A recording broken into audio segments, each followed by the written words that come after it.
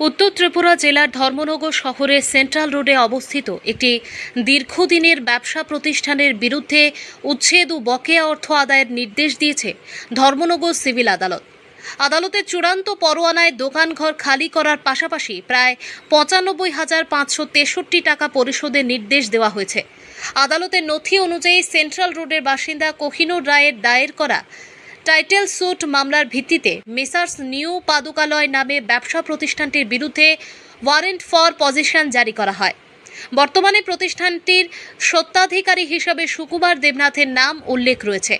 আদালতের নির্দেশ অনুসারে প্রায় 0.021 একর জমির ওপর গড়ে ওঠা দোকানঘরটি খালি করে প্রকৃত মালিকের কাছে দখল বুঝিয়ে দিতে হবে। একই সঙ্গে বকেয়া ভাড়া, সুদ ও মামলার খরচা বাবদ মোট ৯৫,৫৬৩ টাকা আদায়ের নির্দেশ দেওয়া হয়েছে। এর মধ্যে বকেয়া ভাড়া ৭৮,৫০০ টাকা, সুদ ৪,৭১০ টাকা এবং মামলার খরচ ১২,৩৫৩ টাকা।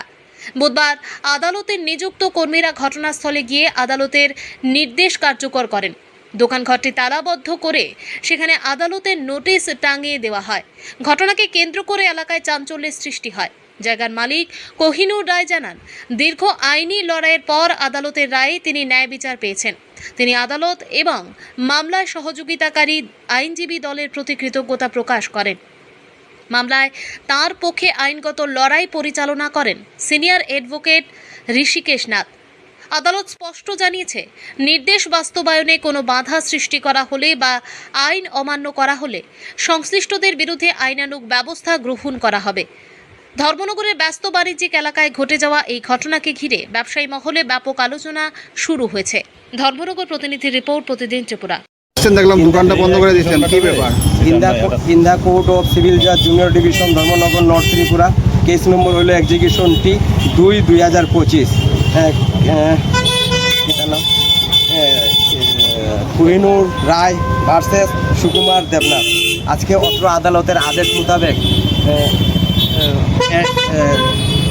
attachable জিনিস all articles and material shops belong to the judgment debtor in the enter rent show এই আর্টিকেলসগুলো আজকে অ্যাটাচ করা হয়েছে আনটিল ফার্দার অর্ডারের পর্যন্ত। ব্যাস, নমস্কার।